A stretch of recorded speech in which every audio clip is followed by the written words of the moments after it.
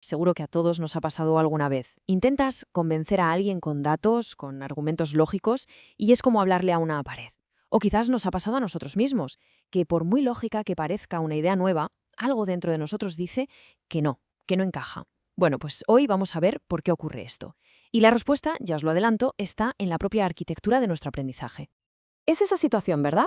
Presentas pruebas, hechos contrastados, pero la otra persona no se mueve de su postura. O al revés, nos las presentan a nosotros y sentimos una resistencia interna casi física. Esa frustración es universal y la psicología cognitiva tiene una explicación fascinante para ello. Y aquí está la metáfora que lo cambia todo. Tendemos a pensar que la mente es como un recipiente vacío que vamos llenando de conocimientos. Pero no, es mucho más parecido a una casa que ya está completamente construida, con sus cimientos, sus paredes maestras, todo hecho a base de nuestras experiencias. Por eso, el aprendizaje de verdad, el que transforma, no es meter un mueble nuevo en una habitación, es tirar tabiques, es una reforma integral. Empezamos por aquí por la terquedad de las ideas. Si aprender es hacer una obra, lo primero es entender por qué los muros de carga de nuestra casa mental son tan pero tan resistentes al cambio. El nombre técnico para esta gran obra mental es cambio conceptual. Y ojo, esto no es simplemente aprender un dato nuevo como la capital de un país. No, hablamos de una reorganización radical de las ideas que ya tenemos. Es un proceso muchísimo más profundo y, claro, mucho más complicado. Es que, en nuestra mente conviven dos tipos de conocimiento. Por un lado están las concepciones implícitas. Son esas ideas que sacamos de la experiencia, casi sin darnos cuenta. Son intuitivas, como la idea de que un objeto pesado cae más rápido que uno ligero. Y por otro lado tenemos las representaciones explícitas, que es lo que aprendemos en el cole o en la universidad, de forma deliberada, como las leyes de la física. El problema, claro, es que muchas veces estas dos cosas chocan de frente. Pensemos en un ejemplo muy claro. Un niño pequeño puede pensar que un volcán es una montaña que se enfada y por eso escupe fuego. Es una historia simple, intuitiva, una concepción implícita. Para que luego entienda la explicación científica sobre placas tectónicas y presión del magma, no basta con añadirle datos, no. Hay que demoler por completo esa idea original, esa historia, y construir una estructura de conocimiento totalmente nueva desde los cimientos.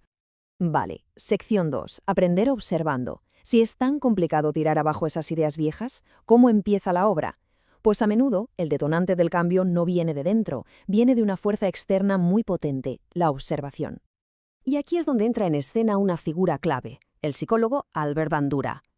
Su teoría del aprendizaje social nos dice algo que, en el fondo, es de sentido común. Una de las formas más potentes de aprender a reformar nuestra casa mental es observar cómo lo hace un arquitecto experto, alguien que ya sabe cómo funciona esa idea nueva. Bandura, de hecho, lo desglosó en 4 pasos muy lógicos.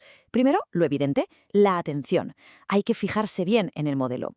Segundo, la retención. Tienes que ser capaz de recordar lo que has visto. De nada sirve si se te olvida los 2 minutos. Tercero, la reproducción. Tienes que poder imitar esa conducta. Y por último, un paso que es crucial, la motivación.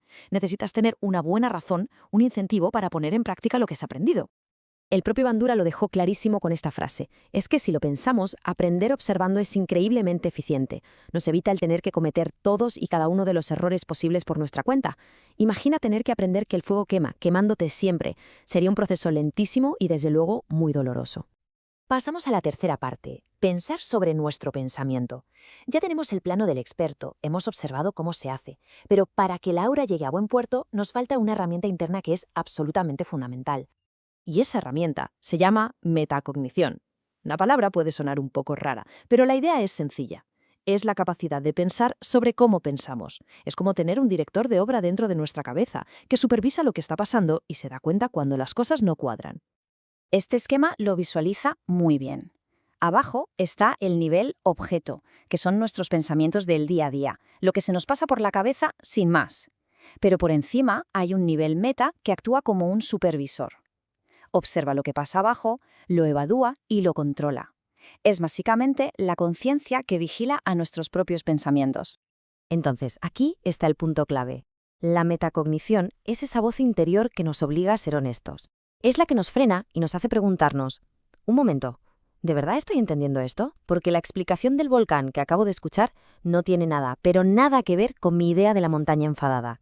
Sin ese supervisor, el conflicto entre la idea vieja y la nueva simplemente se ignoraría.